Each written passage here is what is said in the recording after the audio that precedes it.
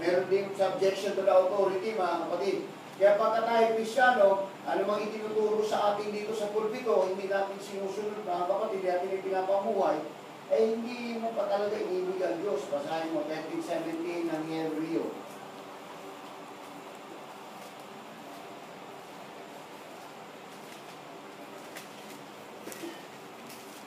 Magsitalima kayo sa namiminuno sa inyo at ay pasakop sa kanila sapagkat pawang nangagpupuyat dahil sa inyong mga kaluluwa na parang sila ang mga susulit upang ito'y gawin nilang may kagalakan at huwag may hapis sapagkat sa ganito'y di ninyo mapapakinabangan. Ano sa'yo?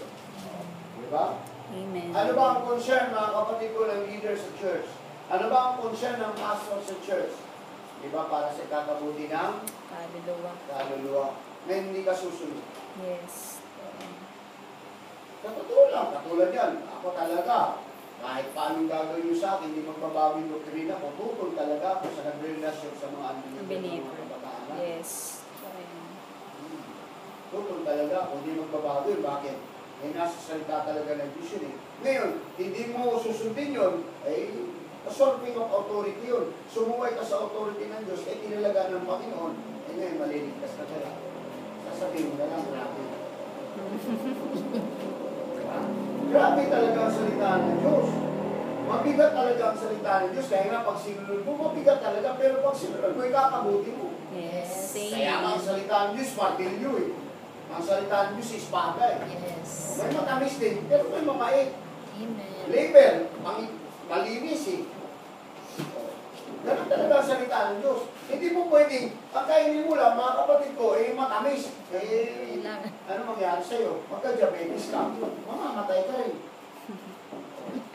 Kaya kainin mo lahat. Kaya pagka hindi ka susunod sa higher authority na inilagay ng Panginoon sa Diyos at ikinuman ang salita ng Diyos, kasi ang speaker ng Diyos, siyempre, ang mga nangangaral. Yes. Amen. Eh, hindi mo sundin. Mas mahal mo sa libutan. Mas mahal mo, mga kapatid ko, yung ano. Pag sinabi ko, hiwalayin mo, pag di mo hiwalayan, eh, hindi ka sumusunod sa authority ng Diyos at hindi mo sinusunod ang Diyos. Yes. Amen. Pag sinasabi ng pangaral, eh huwag ka nang minum ng kalat, nakakasama ng buhay mo eh, huwag mong sundin, sasama talaga buhay. Amen. Kaya na marami sumasama ang buhay. Yes. Dahil na hindi sumusunod eh. Yes. Amen. Pero, akala niya ba natin, sa una masarap mga kapatid. Pero yung consequence sa lahat ng ginagawang kasalanan, pagbabayad talaga ang tao nagkakasala eh. Eh ngayon okay. Sa tingin mo okay oh. Wala namang, eh sa totoo lang mga kapatid, may mga nagsasabi sa akin yan eh. Oh, ay ba't ako, hindi naman ako minalo ng Diyos. Hindi pa, bakit? Pag nagtanim ka pa mga kapatid ko ng buto ng mangga, maaari kang mamungunga ka pa kaagad. O ano ang itinanim mo, hanihin mo. O itinanim mo mga kapatid eh. It takes time yun. 10 years or 20 years. May nangyaring gano'n. Nakakasakit. Nung una, ay, kayo. Totoo talaga, true story yan mga kapatid. Amen. Sa lakitin niya ang simbahan, grabe. Kasi mapera siya eh. Wala. O kayo, simba kayo ng simba. Ba't naghihirap kayo? O tingnan mo ako, hindi nagsisimba. Magandang sasakyan ko. Ngayon, maganda ang ano ko. O may tindahan ako, marami akong lupa. O, ilang taon din nakakaraan? 16 years. At pagdating ng 16 years, binawi sa kanya lahat. Ngayon, nagbibenta na lang kahit kaldero. May malaki kang bahay, tapos magbibenta ka ng kaldero. Hindi sabi wala. Nawala ang asawa, namatay. Nung namatay ang asawa, yun na. Pero yun. Bakit? Ang kasalanan, hindi naman kagad, ano ba yun? Kung buti kong sili, pag kinain mo ang pagkain. Hindi ang consequence, baka yan. Yes. Binabawi talaga. Kaya ano nangyari? Yun. Binawi lahat mga kapatid. Isipin mo. Isipin mo. Kaya namunga na ang kasalanan ginawa. Ang problema, damay. Pati yung mga Hindi na sinasabi ko. Kaya nga, hindi pwede pagbabaliwala mga kapatid yung mga salita ng Panginoon. Huwag mong sundin, tapat lang. Yes. Maganda na yung sumunod. At least, tatablang ka rin pag sumunod ka. Ano naman? Yung pagkapala. Yes. Amen. Sabi lang ka ng pagpapala. Hintay lang, business lang, patuloy lang. Amen.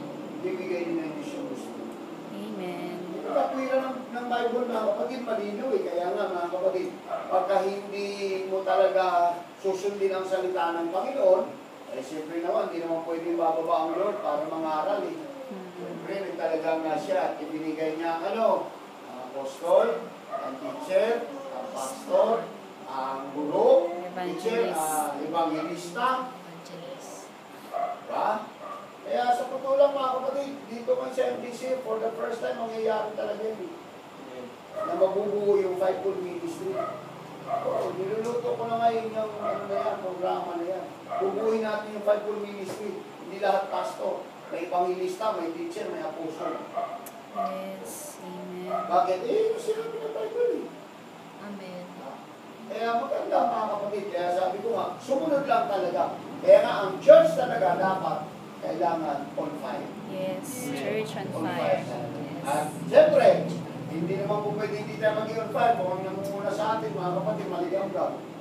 Amen. Kaya ako, pinapamunahan ko talaga, mga kapatid. Alam ko, nung nakikita ko mga kapatid, sa totoo lang, di ba? Nag-fellowship na tayo sa ating mga kapatid. Sabi ko, ito, nag-iintalo na tayo. Ako, ramdam na ramdam ko talaga.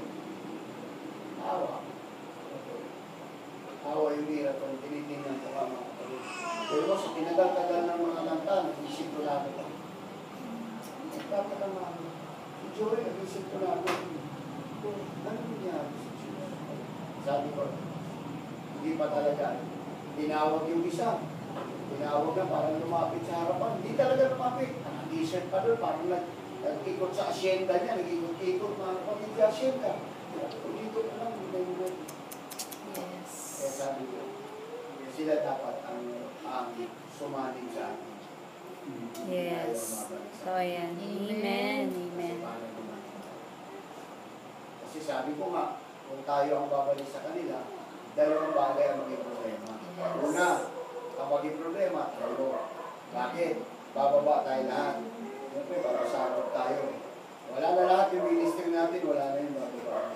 Pangalawa, pag ibinalik din naman ako doon, Kaya nung ilalagay naman ako ulit. sa posisyon, gugulo uli. Yeah. Bakit? Eh, pag-uusapan na naman nila ako. Huwag na lang bumalik. Parang wala nang gulo. Yes. At tahimik na, fellowshipping na lang. Yung init natin dito ngayon, ating ipapadamasa. Amen. Amen. Sa totoo lang, kaya nga, every Sunday, diyan ako natin sa kalayaan. Pag may nakita ako, ako Sunday. Hindi kayatin. Wala na hikayatin kaya. Kung nandoon ka na, dito na. Dito usapan namin. Ang importante ngayon, mga kapatid, sabi ko nga, ang church dapat bumalik talaga sa pagiging on fire. Amen. Yung kailangan ngayon eh.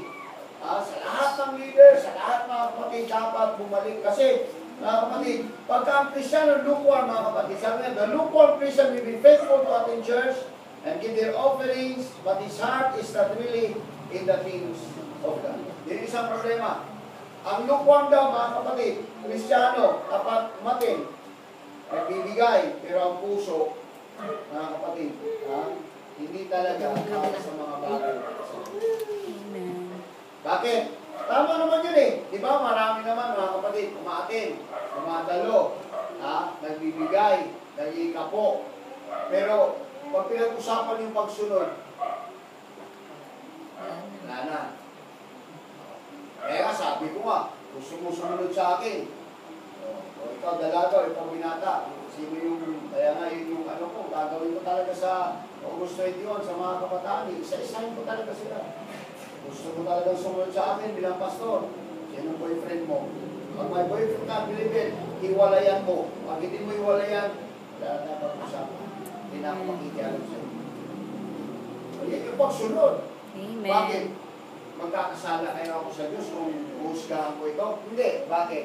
Eh, kakabuti naman eh. Yes. Amen. Buti kong tuturuan ko, sige, manligaw ka, piliin mo yung hapon. Para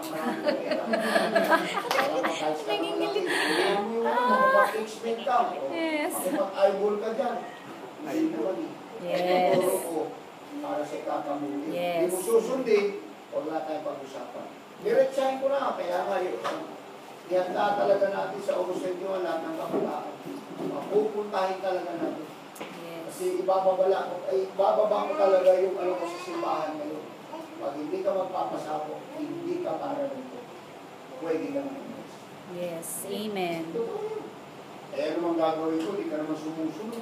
Yes. Ayaw ko naman tanggapin yung tithes mo. Ayaw ko tanggapin yung offering mo. Kung hindi ka rin lang susunod. Yes. Kaya anong tawag sa akin yan? Mukha akong pera. Yes. Amen. Amen. Obedience is better than Kailangan sacrifice. talaga mga kapatid. So, wala naman eh. Kung pera mo, atin ka. Ha? Atin ka. Magkukunwari ka lang dito, sisimpa ka. Eh, paano pagdating ng rapture, hindi ka masama? Pastor, panghusga na ata yun sa hindi. Dinadaan kita sa pagsunod. Ha? Bakit? Wala ka bang makatagpo sa church? Marami. Kaya nga, nagpaparami tayo ng church, para makatagpo tayo. Yes. Ha? Kaya nga. Mga sabit-sabit pa. Dadalhin ko yung halimbawa, kung may mga binata na taga 5 liter, dadalhin ko rito. O yan, mag-text-text na kayo. Dadalhin ko yung mga kadalagaan sa Bicol, di ba? Maraming maganda doon, brother, ano? Hindi na natutok sa sirod. Wala namang problema yung kanyang gawin. Kasi kaisa naman natin. Yes. Meron doon si King. Mga artistahin yung bata na yun. Totoo yun. Kailangan talaga. Kailangan talaga. Eh nga, sunod balik ko talaga. Pag ikot ko, yun na naman sasabihin ko talaga. Wala na naman kasi talaga silbi. Pagdating ng araw. Ang dami, katulad nga nitong tatlo na dapat magsimba ng linggo yung pamilya kaharap. Pagpiliin mo yun, isipin mo. Dating chief asin yun, si Sonia. Yung dalaga. Kilala nga kayo, hindi mo kilala. Si Sonia Parang kilala ko yan. kapatid ni Brother Joey. Ngayon. Ewan ko, nag-aasin na sa Katoliko. Kaya nga, alam niyo, huli kong sinabi sa kanya, ganito, yung huli lamay. Sabi ko, Son, magkapatid yan. Yung Anini, yung asawa ni Joey. Ano ni Adrian yun, Pastor? Kapatid. Kapatid nga. Yung Sonia? Oo, Sonia, at saka yung Myla. Ah. Isa lang ang sasabihin ko sa inyo ha, naiwanan ko sa inyo. Isipin ko ito mabuti pag uwi nyo. Sana magkita-kita kayo sa namin. Ano sinabi ko? Hindi na ako nag-ano sa kanila. Basta yun ang sinabi ko, sana magkita-kita kayo sa namin. Amen. Sumagot nga si Anini sa mga pagpasok. Kasi wala na eh. Dalawa, bumalik sa Katoliko, si Mike. Si Adriana, alam mo pinakausap ikaw rin. Mukhang hindi ka rin magtagal dito. Kakamay ka na, panay na, linggo nasa swimming ka. Tapos na parang hindi ko na nakikita rin yun. Okay, maghihila na nga eh. Kasi naano rin eh. Kaya sabi ko rin, hanggang kailangan pag-iling ko. Tinatapos ko sila. Adrian yung payat, Nag-aadyo, nag-uudyo. Malamig naman sa akin yung mga yan. Kaya sabi ko, hanggang kailangan pag-iling ko. Makamatangay ka na. Pamilya. Sige ko lang, nakakalungkot pagdating ng araw. Naku. Naawa pag nawala na. Gamitin din yung mga pamilya talaga. Kaya nga, kailangan talaga pag naging lukwam, may kilos talaga yun. Buti ba nga nalamig ka kasi sa lukwam. Ang lukwam, mga kapatid, ano ba yun? Maligang. Maligamgam. Opo. Sala sa init. Sala sa Malamig, lamig. sabi nga, mabuti pa. Parang malamig lubog ka, litaw kaya ba? mainit-init. Pero pagka maligamgam, iba yun eh. Mainit-init, malamig-lamig. Lubog litaw. Ang hirap doon. Parang lubog litaw nga siya. Hirap intindihin yun eh.